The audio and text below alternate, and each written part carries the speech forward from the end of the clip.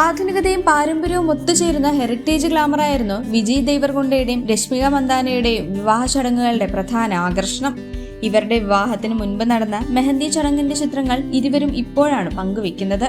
പ്രശസ്ത fashion design brand ടൊറാനിയോ ഒരുക്കിയ അതിമനോഹരമായ വസ്ത്രങ്ങളിലാണ് ഇരുവരും മെഹന്തിയിൽ തിളങ്ങിയത്. 6 മാസത്തെ കഠിനാധ്വാനത്തിലൂടെ പ്രണയവും പുരാണവും ഇന്ത്യൻ പൈതൃകവും കോർത്തിണക്കി ഒരുക്കിയതാണ് വിജയ് ദേവരകൊണ്ടയുടെയും രശ്മിക മന്ദാനയുടെയും ഈ മെഹന്തി വസ്ത്രങ്ങൾ. ദക്ഷിണേന്ത്യൻ കരകൗശല വിദ്യയും ക്ഷേത്രകലകളും ചേർന്നതാണ് രശ്മികയുടെ വസ്ത്രധാരണം.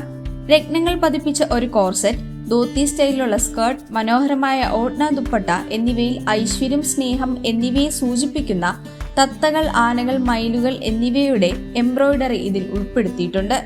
ലക്ഷ്മി ദേവിയുടെ ചിത്രങ്ങൾ കാണുന്നതും മൈസൂർ പട്ടുനൂലുകളിൽ പ്രശസ്തവുമായ എംറാൾഡ്, മെറൂൺ, മഞ്ഞ എന്നീ നിറങ്ങളിലാണ് ഉപയോഗിച്ചിരിക്കുന്നത്.